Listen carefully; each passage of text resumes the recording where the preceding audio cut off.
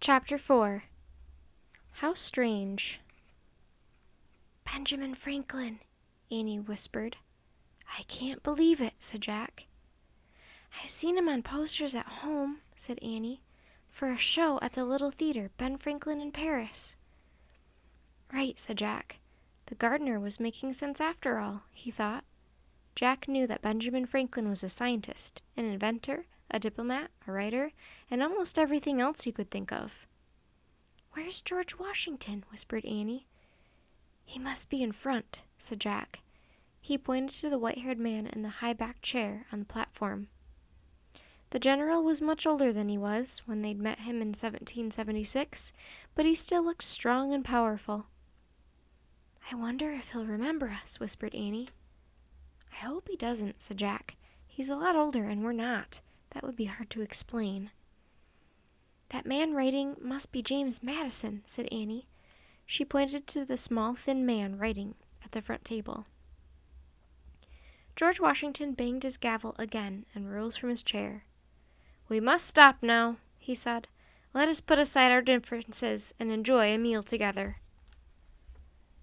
The delegates began rising from their chairs. Some were still grumbling and shaking their heads. George Washington walked over to Benjamin Franklin. Ben leaned on his walking stick as the two men spoke quietly. "Let's go," said Annie. "Wait," said Jack. "We need to plan what to say to him."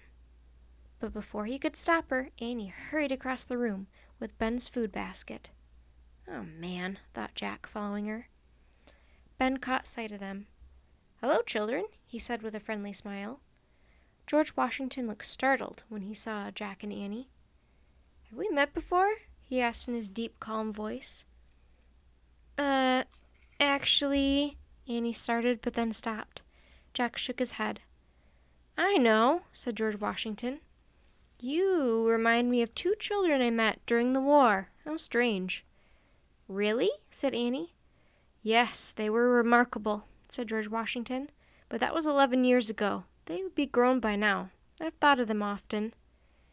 Jack glanced at Annie, trying to hide a smile. "What can we do for you, children?" Ben asked. "Sir, we brought you your midday meal. It's from your daughter, Sarah," said Annie. He held out the basket of food. "Oh, well, thank you," said Ben, chuckling. He set the basket down near the table. "Celery and cabbage, no doubt. Sarah's always trying to keep me healthy." George Washington smiled. "Enjoy your meal, my friend," he said to Ben. "If you'd prefer steak, pie, and beer, join us at the tavern." With a nod to Jack and Annie, George Washington left them. "Tell me, how did you happen to deliver my meal today?" Ben asked Annie. His eyes were bright with curiosity. "I was expecting Louis."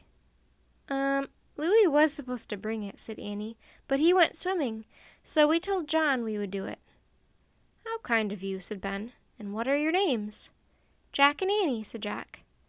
"Well, thank you very much, Jack and Annie," said Ben Franklin, "and good day to both of you." As Ben started to walk away, Jack remembered Morgan's message. "Sir," he blurted out, "we're from the press." Ben whirled around. "The press? The Gazette?" he whispered. Yes," Jack answered. What was the Gazette, he wondered. No, oh dear, no," whispered Ben. "The Gazette is sending children to report on us." He looked around anxiously. "We must leave at once. Come quickly, follow me." Using his walking stick, Ben hobbled to the doorway of the assembly room.